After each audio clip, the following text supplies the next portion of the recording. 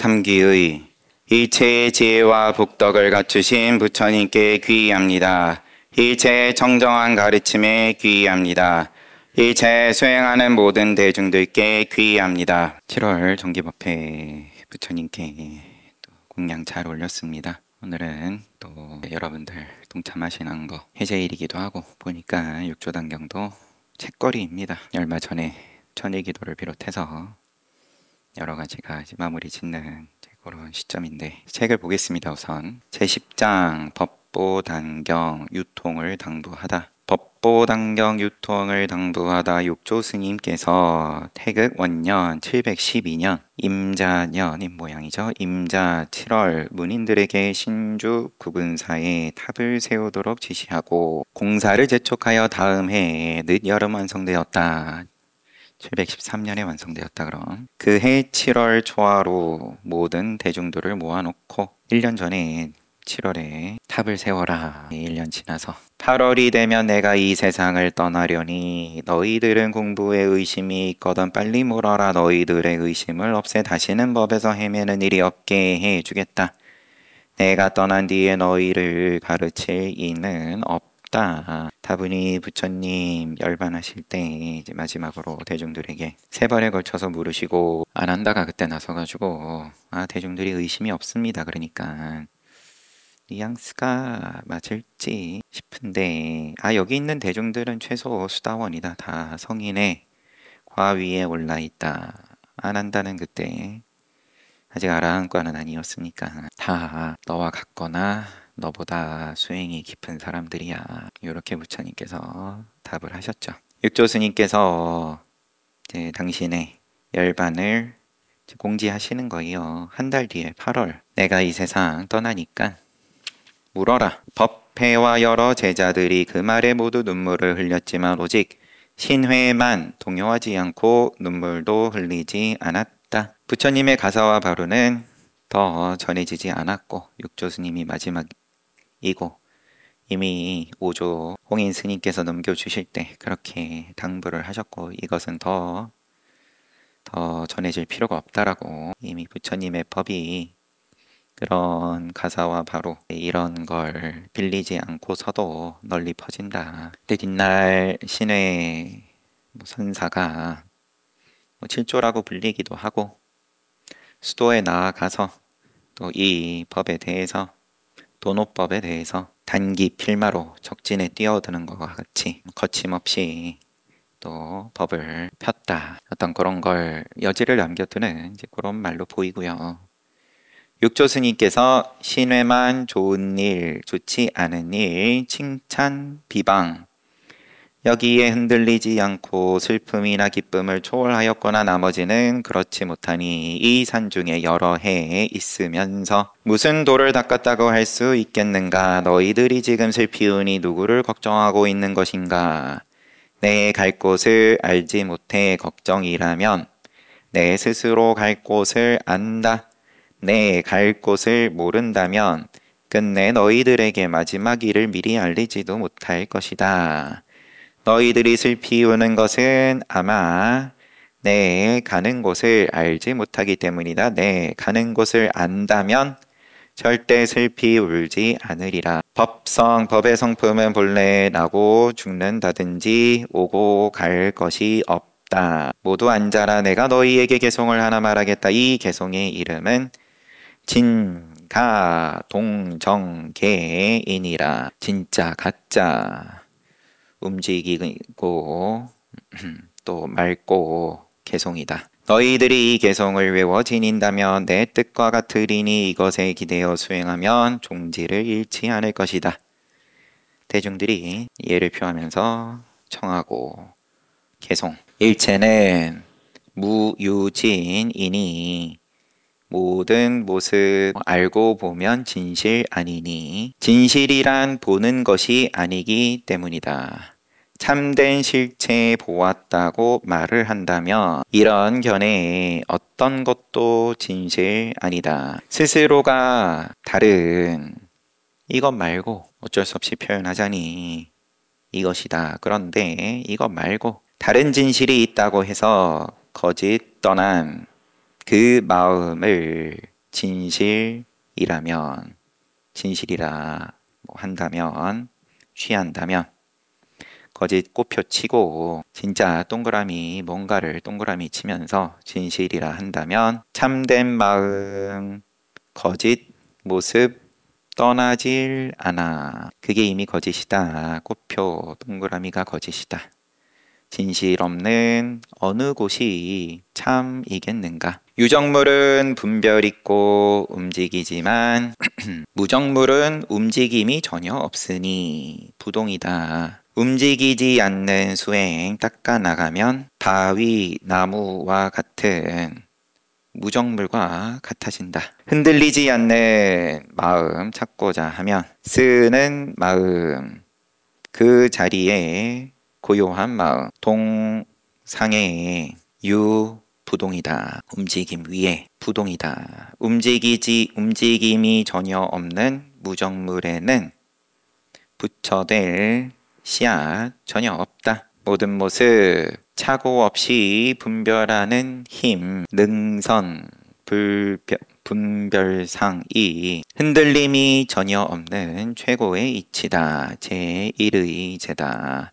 오직 이런 견해 갖고 있다며 이 자리서 진여라는 마음을 쓴다.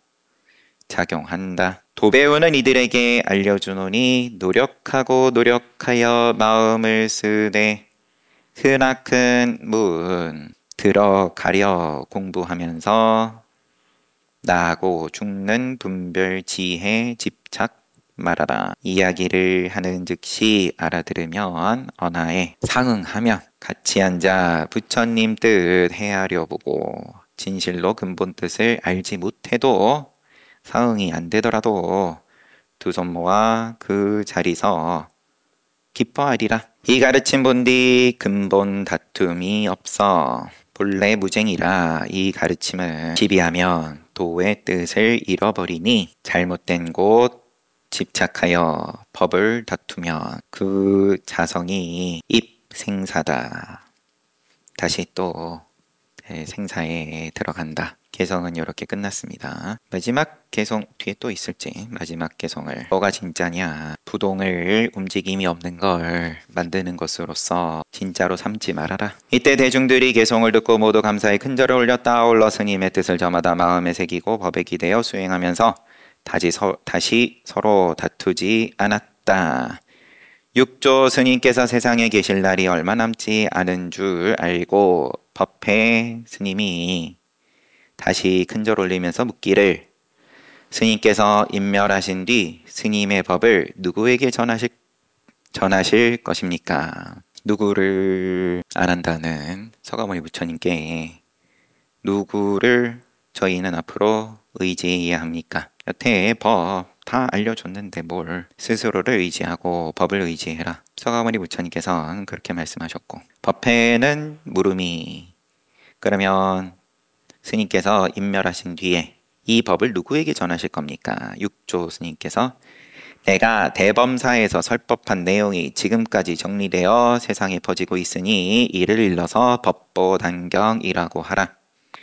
너희들은 이 내용을 지켜 보호하고 전수하여 모든 중생들을 제도하라. 오직 이것에 기대어서라는 것 이를 일러서 바른 법이라고 한다. 이제 너희들을 위해 법은 설하지만 가사는 주지 않겠다. 대체적으로 너희들은 공부에 대한 믿음이 순수하고 무르익었으며 결코 의심이 없어 큰 일을 감당할 수 있기 때문이다. 더군다나 달마조사께서 전수하신 개송의 뜻에 따른다면 가사는 전하지 않아야 한다. 달마조사의 개송 내가 본 뒤 이 땅으로 찾아온 뜻은 법을 전해 모든 중생 구제함이라. 한 꽃에서 5잎이 돋아나리니 그 결과는 자연스레 이루어지네. 육조 스님께서 다시 말씀하셨다. 너희들이 모든 것을 다 아는 지혜를 이루려면 안약따라 삼약삼불이죠.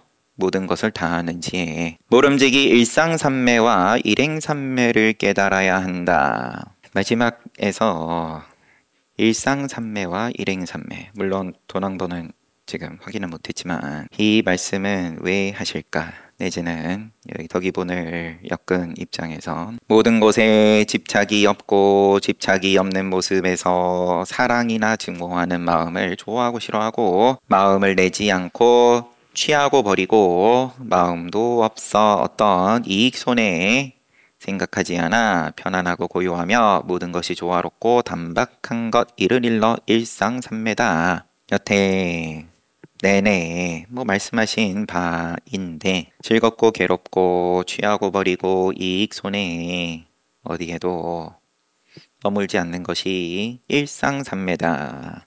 이외에 다른 삼매를 또 구하지 말아라. 이런 행간의 의미이실 수 있을 테고 모든 곳에 오고 가고 앉고 눕는 행주자와의 삶이 순수하고 고다 흔들림이 없는 수행터로서 참으로 맑고 깨끗한 국토 불국토 이루는 것 이를 일러서 일행삼매라고 한다. 사람들이 일상삼매 일행삼매에 갖춘다면 땅속에 씨앗이 있어 보이지 않던 것이 점점 자라나 결실을 맺듯 이들 삼매 또한 결실을 맺을 것이다. 니까야식으로 또 얘기하면 목공이나 목공의 아들이 하루 내내 도끼를 들고 썼는데 이 도끼가 얼마나 달았나? 그거 원래 안 보이는 거다. 나중에 다 닳고 나면 그럼 도끼자루 또 바꿔 꽂아야 되니까 그때 안다. 일상삼매 일행삼매에 의심하지 말고 그 수행에 대해서 진전이 있냐 없냐 땅속에서 알아서 자란다. 결실을 언제 맺냐 거기에 자꾸 눈 돌리지 말고 이 몸이 무너져 죽은 후에 다음 생에 아예 그렇게까지도 서가모니 부처님은 늘 말씀하신 건데 인과법을 기대한다면 그냥 아예 포기하고 제대로 한 생 정도는 각오를 하든지 열반법을 기대한다 그러면은 시절 인연인 거고 각자 때 맞춰 내린 비는 온대지를 촉촉히 적셔서 싹을 틔워준다. 이처럼 내가 오늘 설한 법은 너희들이 갖고 있는 부처님의 씨앗을 불종을 무럭무럭 자라나게 하여서 모두 부처님이 되게 할 것이다. 다 분명히 부처 된다. 그리하여 나의 으뜸가는 뜻을 이은 사람들은 확실하게 깨달음을 얻고 나의 가르침에 기대는 사람들은 반드시 오묘한 결과를 증득하게 될 것이다. 묘과 증득한다. 나의 개송을 들어라. 마음속에 온갖 씨앗 심어져 있어. 마음속에 온갖 씨앗 심어져 있어. 심지함 제종 일체의 종자는 종자를 머금고 있다. 마음자리는 시절 인연 돌아오면 싹을 틔우니 모든 망념 한 생각에 단숨에 떨쳐 돈오화 정기에 깨달은 그 열매가 저절로 맺네. 보리과는 스스로 성취한다. 이게 마지막 개송이겠죠.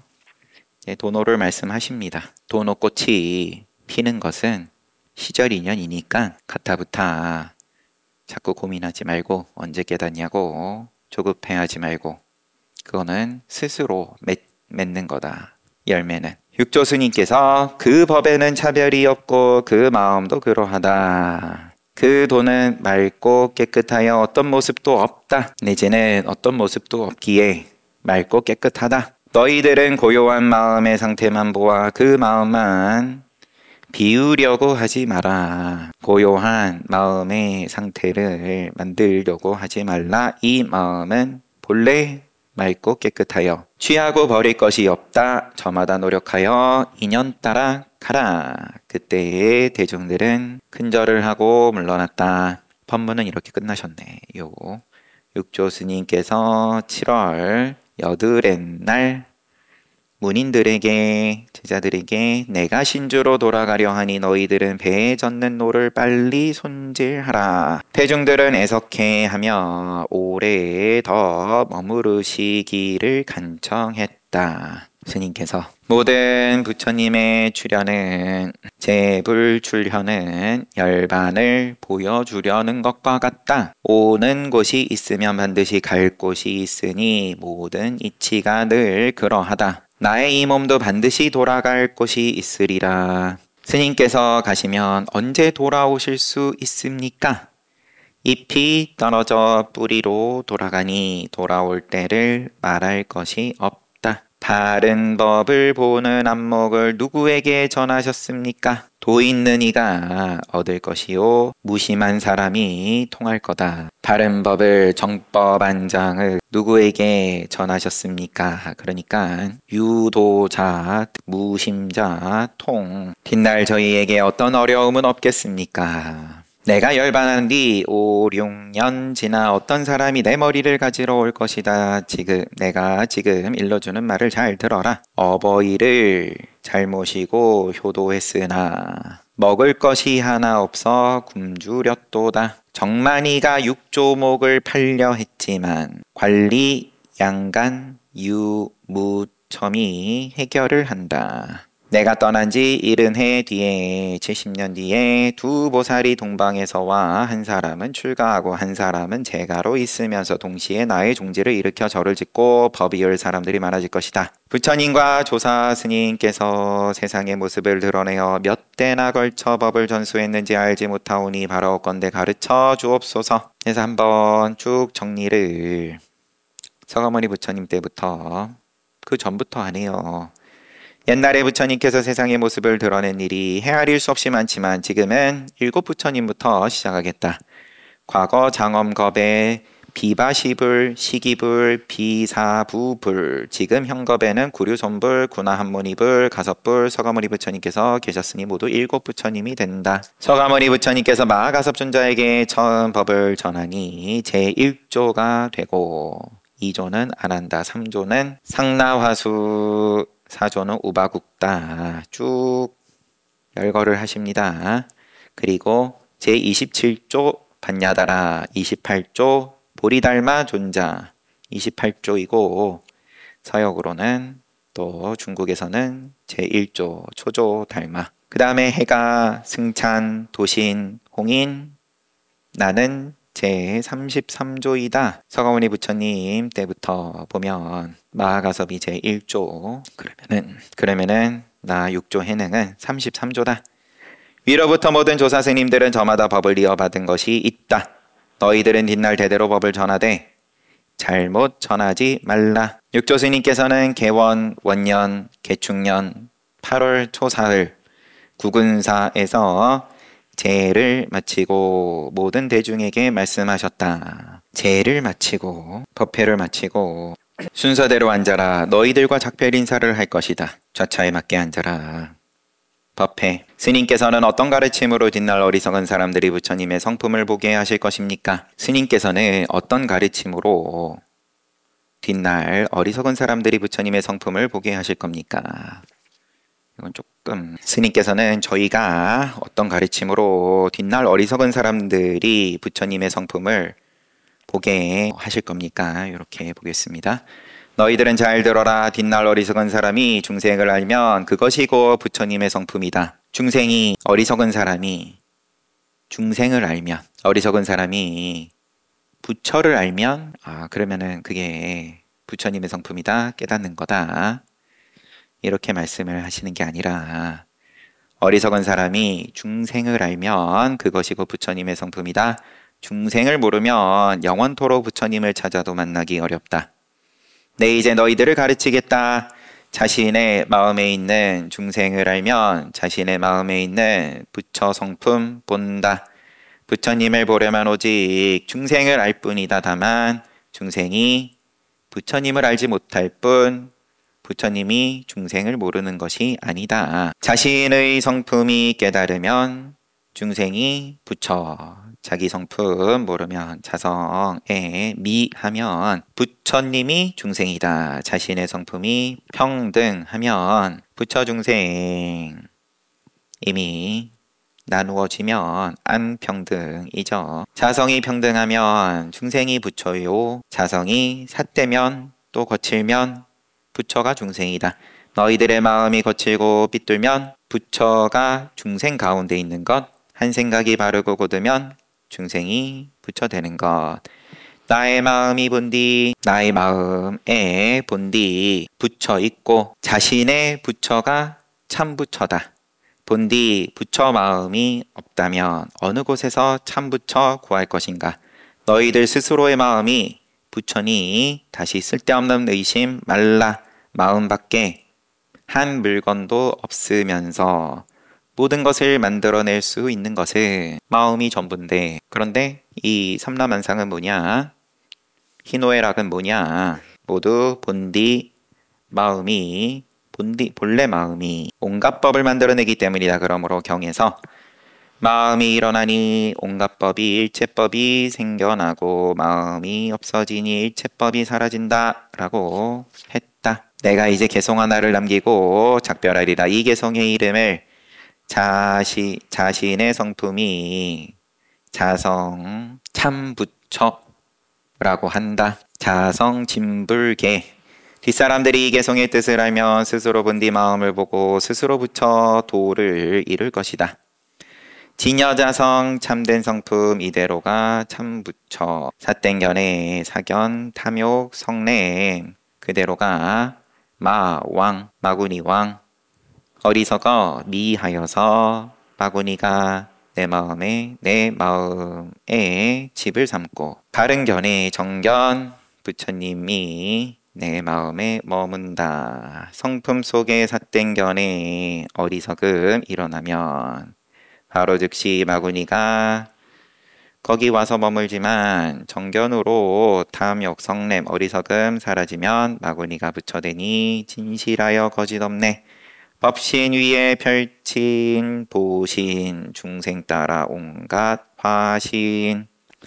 이 세 몸 법신 보신 화신 세 몸 다르지만 본디 본래 근본은 한 몸이다.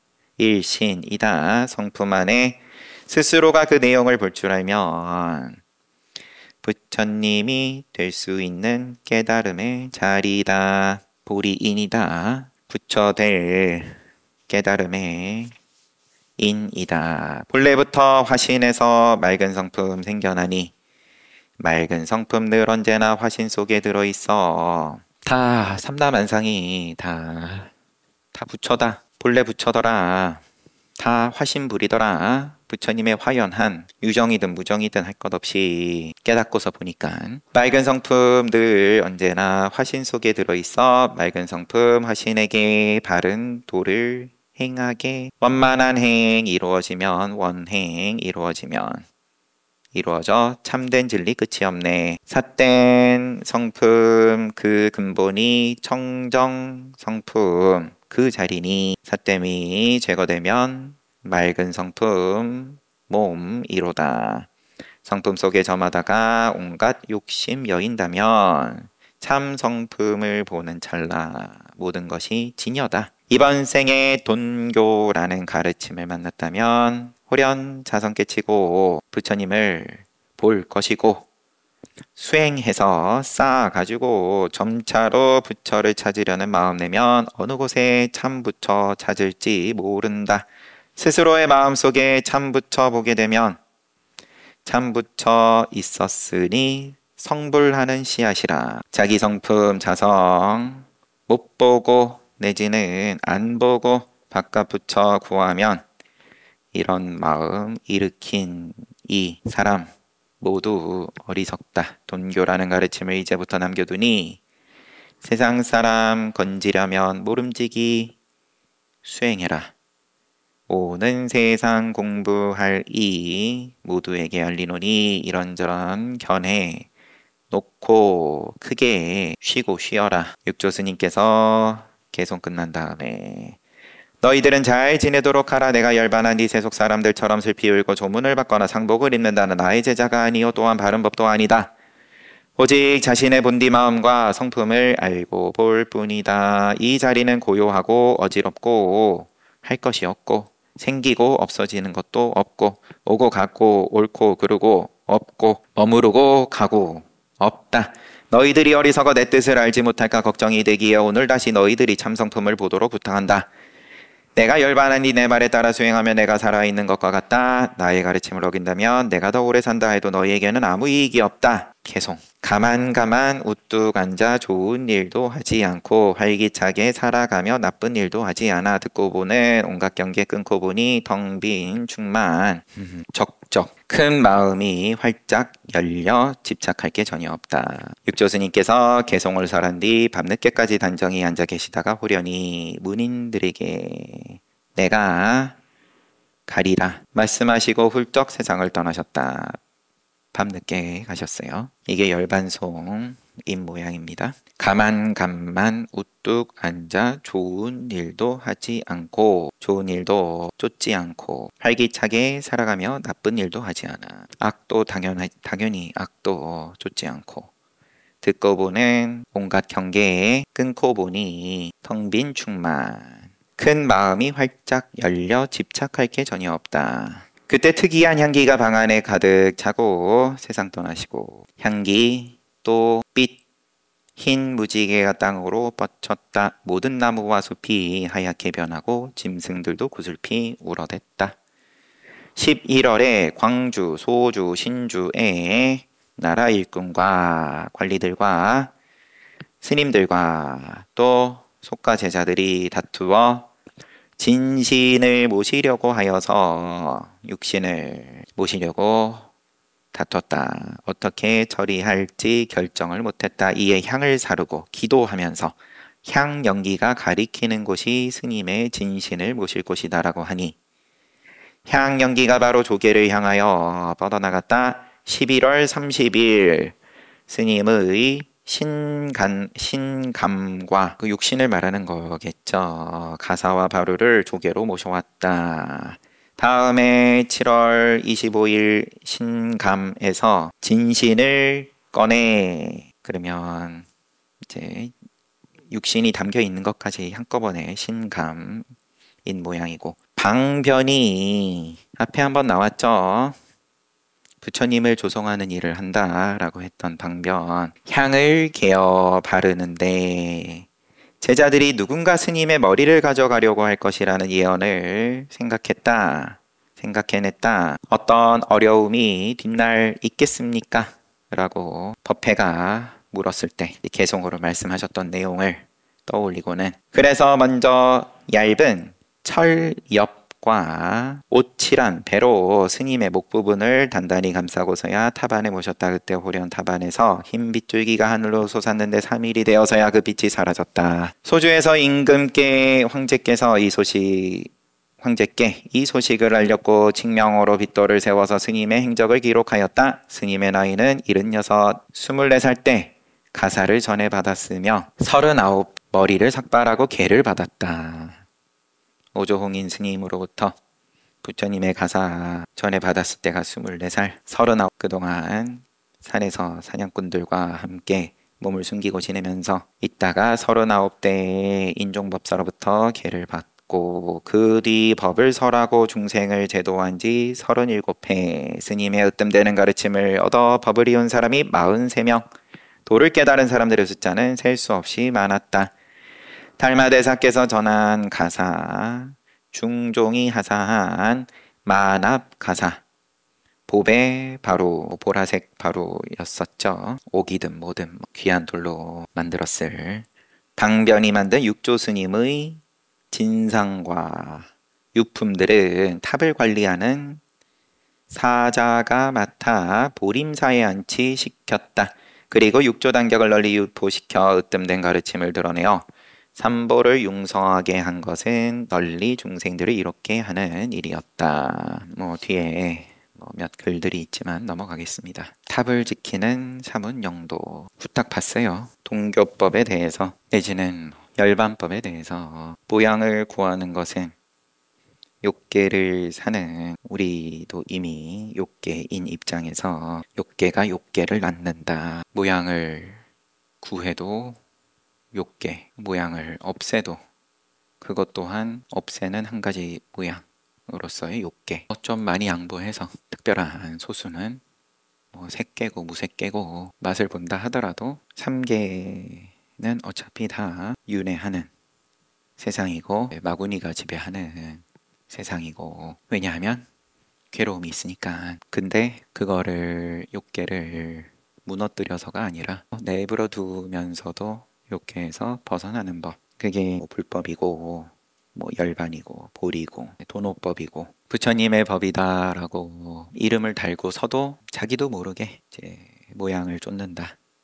또 욕계의 모양을 쓰면서 요게 부처님 법이다, 그렇게 착각을 하게 된다 이거죠. 그래서 천상에는 날 수 있겠지만, 그래서 신수 스님하고 대비를 시켜가지고 신수 스님께서 교수사로 지내면서 오조홍인 스님 회상에서 제자들 가운데 가장 앞장을 선 입장으로, 그렇지만 그게 부처님의 법이 전부가 아니다.